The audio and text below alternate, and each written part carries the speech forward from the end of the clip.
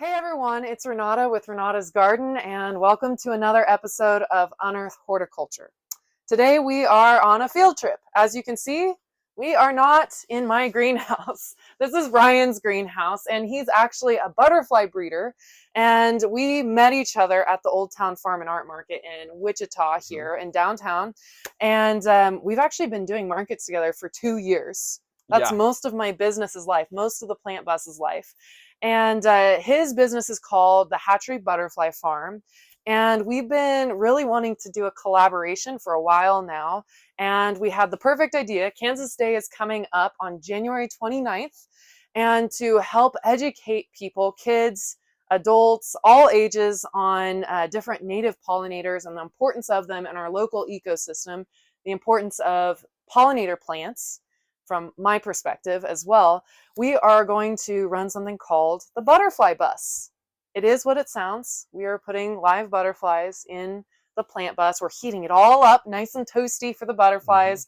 And Ryan is helping with the butterfly side of the Butterfly Bus. So I thought we'd do this little YouTube episode so you can learn more about Ryan, his operation, and butterfly breeding.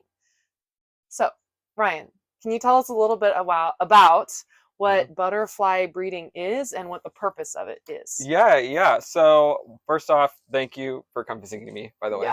But butterfly breeding, what it is what it sounds like. So butterflies, you breed them together to create more. And the whole point of that is to supply, educational exhibits or conservatories across the United States to give people up close, hands-on opportunity to engage with the butterfly and to learn about them. So it keeps the butterfly at the forefront of the public's mind when it comes to education conservation. Right. Engaging. Yes, real engagement. And then in addition to that, people breed butterflies to supply research labs and facilities at universities for studies, for example, on the monarch butterfly, or studies on the distribution of wing scales on a butterfly's wing. NASA used stuff like that. It was really cool. That is awesome.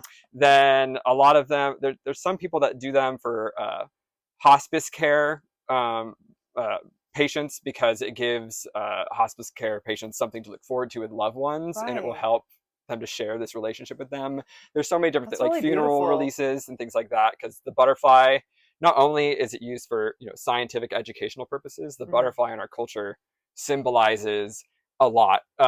For in Latin American cultures, Dia de los Muertos, it's the life after death, the transformation of butterflies, or like a huge symbol for people in addiction centers and facilities.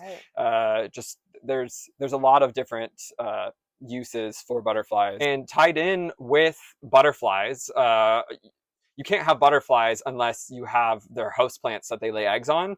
And there are a ton of native host plants and native nectar sources that I grow a lot of native host plants. Renata I'm working on that. Is working on it right now. Renata has a really big passion for prairie plants. I do, as you know. Which is what drew us together. So we've discussed a little bit about butterfly breeding and a little bit more of what that is, but why are butterflies so important to our world? Okay, so there's two big reasons. One, most people will be able to say right away, is that they function as pollinators. Right. However, butterflies are actually not the most efficient pollinator out there. They are good pollinators, but they're not as good of pollinators as bees or flies. The honeybee, which is our state insect. Yes. Although I thought filling a bus with honeybees for Kansas Day wouldn't go over as well. Yeah, or flies, that wouldn't go over there. No, flies would not. So butterflies are the third most efficient pollinator when it comes to physical pollination process that isn't wind or water. Right. And we have a lot of wind. The main benefit and importance of butterflies is that they are quite literally the foundation of the food chain for so many different species. Ants, spiders, wasps, parasitic wasps, bacteria, some viruses are specific to It's hard to think caterpillars. about something so beaubeauty getting eaten by so many things. I know. Everyone wants butterflies, including the birds. They want to eat them. Yeah. I even have a stray cat that was out here that pounced on a painted lady and went crunch, crunch, crunch on it. So I'm saying you'd be surprised at how many things eat butterflies. So only 2% of all eggs laid make it to being an adult butterfly. So each female butterfly lays like 250 to 300 eggs in a 2-week period. Isn't a monarch poisonous? Yeah, a monarch, well, it depends honestly, Yeah. on the host plant that it was feeding on. So milkweed has these toxic cardinalides in it that monarch caterpillars sequester, meaning like uptake and store from the plant in different species. They store their own vials of poison.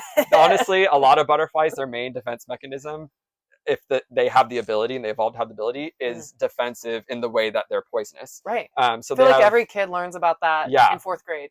So they have like a collective sense of, I don't want to say immunity, but if a bird eats a caterpillar and gets sick, it's like, I'm not going to eat those caterpillars anymore. So it protects the others. Kind of sacrificial in a way. Yeah, sacrificial. But yeah, they sequester these cardinalides from the milkweed plants, but different species of milkweed have different levels of those toxic compounds in them. So for example, in Hawaii, some of those monarchs aren't as toxic as the ones in North America versus the ones that are in Florida. So yeah, because we have so many species of milkweed in our prairie. I mean, in Kansas, there's at least like 30. Kansas actually is one of the states that has the most different species of milkweed. We have so much milkweed.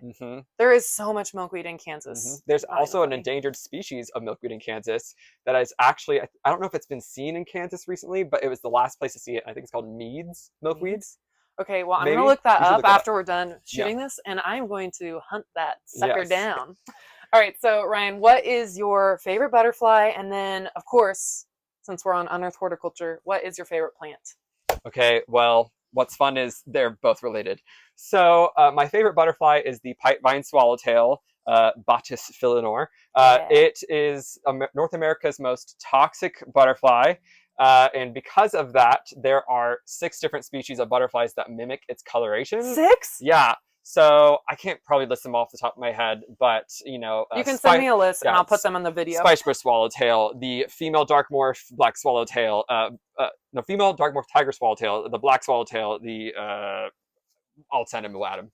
Yeah, we'll put them in an overlay right here. But they're really cool because the caterpillars, they look honestly kind of demonic. They have these little filaments. This is why it's your favorite. I know. Well, there's other reasons. So there's little filaments on it, and birds don't try to eat it because if too many birds eat too many of them, they could have like heart palpitations and things. And so there's a reason why they don't mimic it. And on top of that, the host plant for it is actually right here and right here. These are tropical versions. They're called pipevines, pipevine swallowtail. Right, makes sense. So genus Aristolochia, or the native ones that just got reclassified to Isotrema. So if you're looking at native plant databases, search Isotrema genus, you'll find it.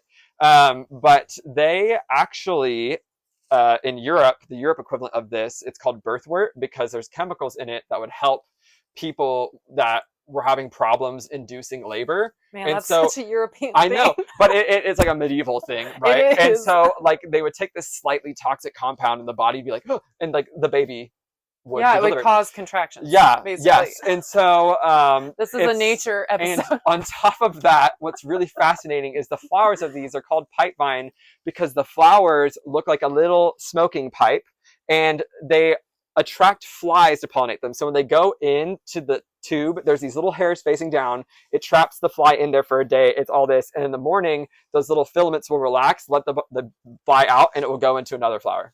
So it's like a carnivorous plant in a way, but not. So it's really, really cool. It's a symbiotic relationship. Yeah. Oh, cool. And I get really, really into it. Those are awesome. So that's why it's my plant and favorite butterfly. Oh, that's cool. Good answer. Yeah. All right. So what does your day-to-day look like as a butterfly breeder? Because what if someone wants to do this? Tell us about what that is. Okay. It's very labor intensive, to be honest. A lot of people think, oh, the pretty little butterflies, I want to be involved. But there's a lot of work that goes into it. So first thing in the morning, I go around in cutting the plants that I'm going to feed to caterpillars because if you cut them late in the day when it's hot, they'll wilt and the caterpillars won't eat it. So you cut those, store them in a water solution. If they're monarchs, you have to bleach the milkweed and sanitize it for disease prevention. Yeah, it's a lot of work. And then on top of that, after I go and check any pupae that I have in my garage that I have ready to emerge to see if any butterflies have emerged and need to move in my flight house. I go into my flight house, check to see if any nectar plants need to be watered in the heat. Yeah, because you're a horticulturist as much as you are a butterfly breeder. Yeah, I gotta keep track of all the plants. You gotta make sure that they're not dying, especially the nectar sources because that's the food for the butterflies. I then change out the supplemental nectar source, which is what we will be having on the butterfly bus. Okay. Supplemental nectar. Because after a couple of days, they'll start fermenting in the warm temps, and we don't want that. We don't want drunk butterflies. Butterflies do like slight fermentation of things, like rotting fruit. They love rotting fruit, and then those dirty dogs, those sugar alcohols that come out off of that, they smell it and they go. So they like it, but too much is not a good thing. Yeah, well, so, as with everybody. Yeah. Prohibition, y'all. I'm just kidding. Kansas. Okay. Sorry. Moving on. So moving on. I then, once I change out the artificial nectar sources, and I whip up some new ones, I fill them up, bring them out to the greenhouse in these kind of hummingbird feeders, and then I go immediately check on the caterpillars in my rearing lab, and I start cleaning out caterpillar poop, which is called frass. Right. And then I know how to look for that, because that's how you know what's putting holes in your basil every summer. Look for the frass. Yep, look for the frass. Okay, after the frass. After the frass, there's a whole process in there where you're removing gloves, sanitizing your hands, sanitizing all that stuff. So I want to be clear, it's like a really... Yeah, because disease is actually a really issue that you have to face as a breeder. Yeah, so disease happens naturally in the wild, but in larger rearing operations, you do have a slight higher chance of disease if you are not aware of the signs and symptoms of disease. Right. So if you're aware of the signs and symptoms of disease, like when I say I'm going to check on the caterpillars, I'm looking for I'm literally looking like, is this a lethargic caterpillar? Right. You're looking for symptoms. Yeah. So like in the same way, I've done some scouting videos in the past, in the same way that when I'm doing plant care, like I have to check for health issues, because in a greenhouse because you're putting a lot of plants in a small space, just as with butterflies or whatever crop in agriculture you're raising, you have to look for symptoms, higher risk of disease. So like I'm looking for pests and fungal issues and bacterial issues, and I have a preventative program so that I don't have huge issues. So you have the same thing. I have the same things, but for caterpillars.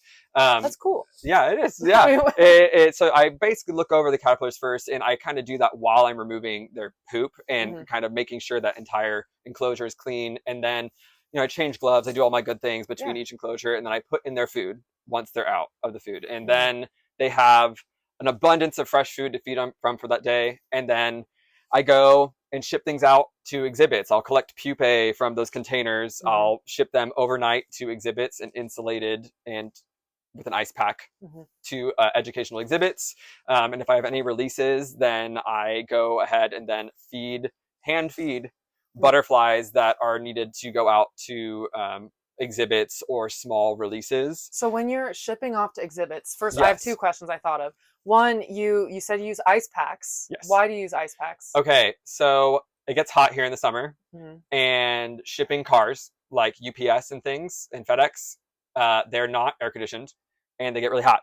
So since they're living animals, you have to ship them overnight, just like if someone were to get fish in the mail or any like beneficial insects in the mail, overnight or priority overnight.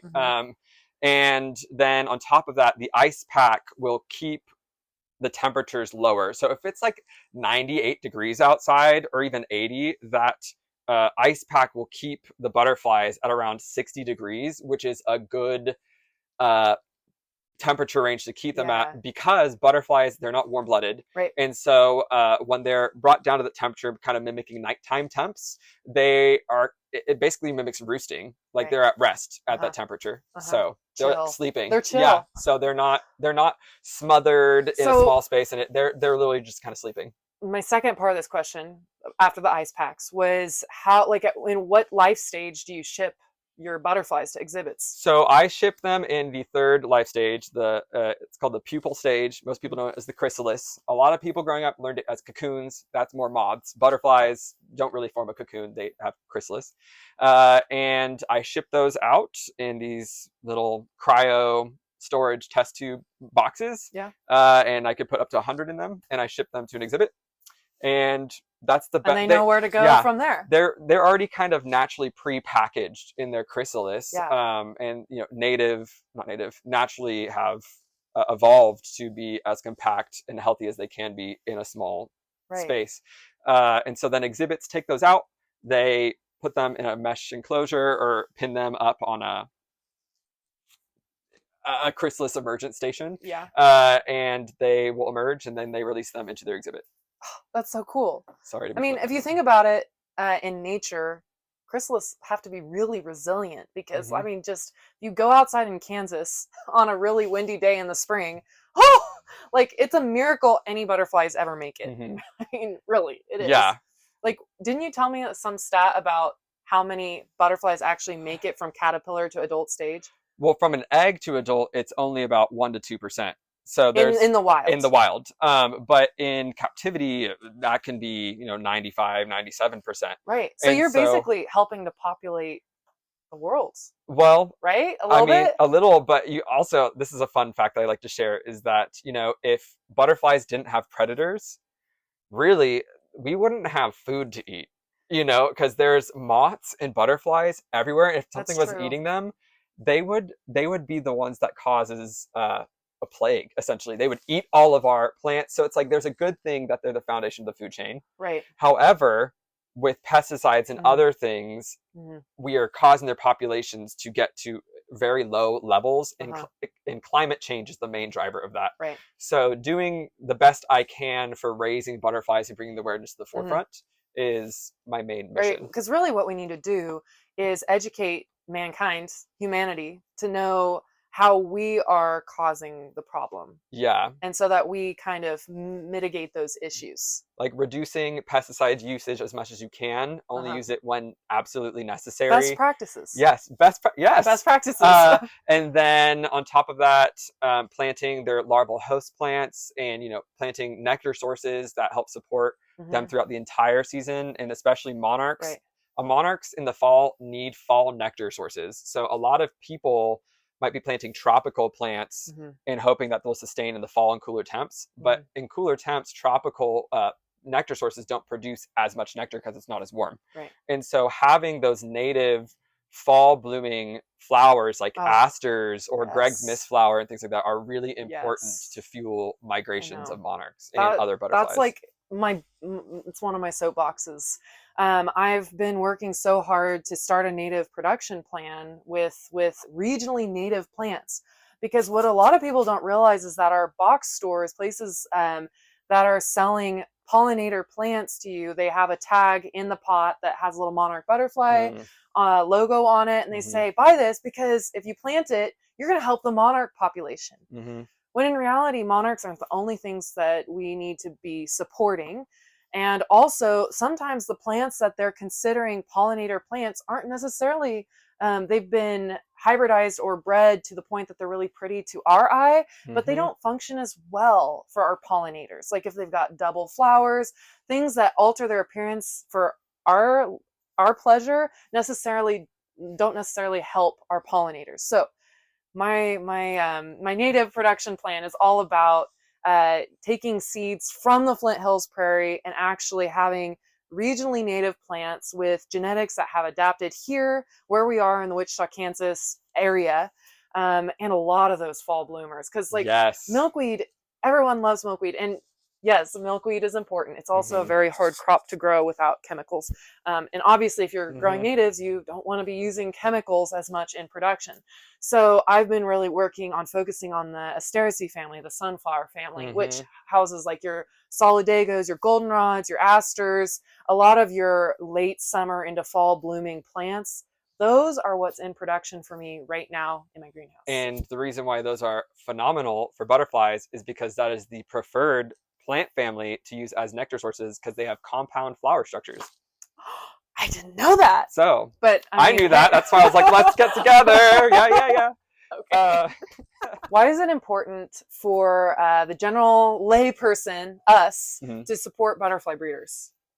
Oh, gosh. So we are really the nexus through which classrooms get a lot of different caterpillars. It doesn't matter what species it is, maybe like painted lady versus monarch versus red admiral.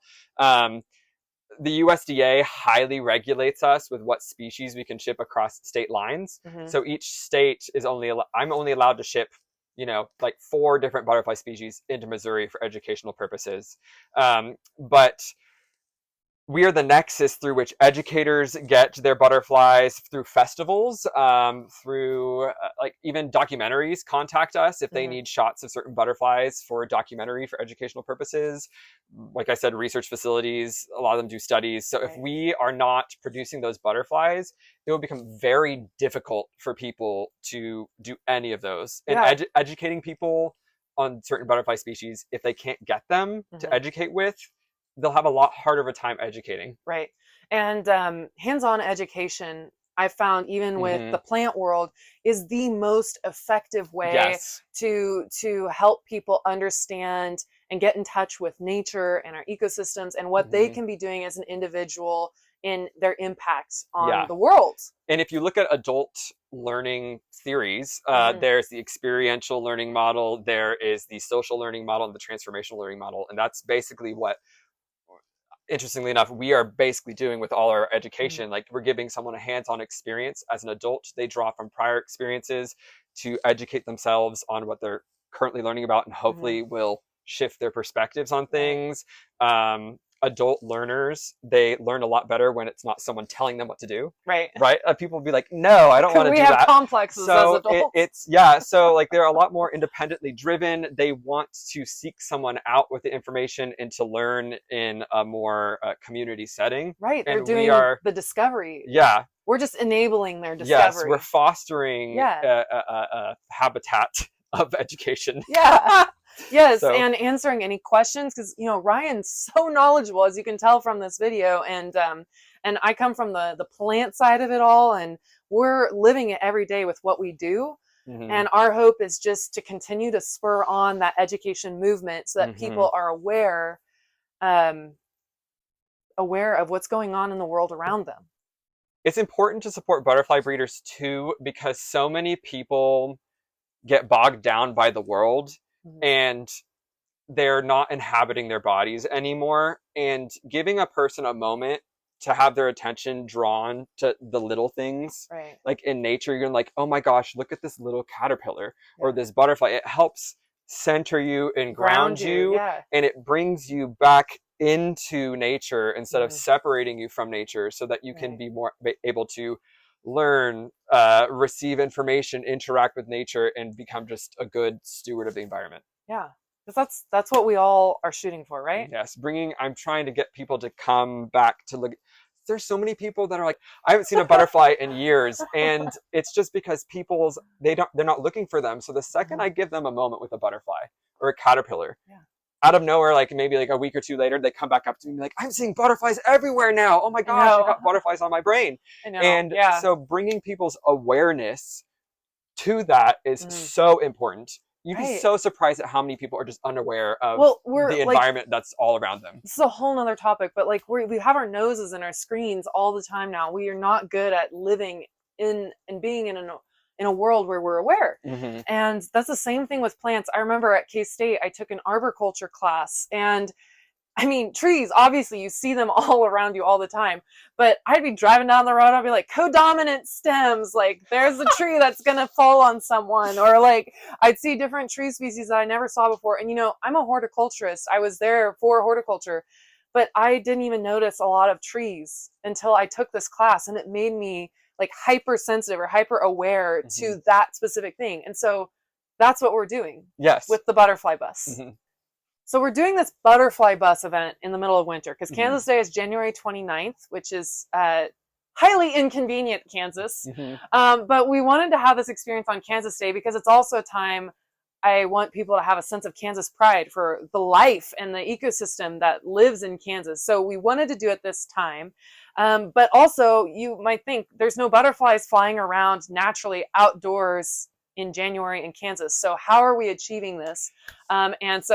How are we achieving this, Ryan? Okay, so before I get into the species that we're doing, how we're achieving it, there are actually adult butterflies that overwinter here in Kansas. Alive? Yeah, not they're in alive. chrysalis? Yeah, so actually there's so many different phases. So, for example, greater fritillaries like Regal Fritillaries, let's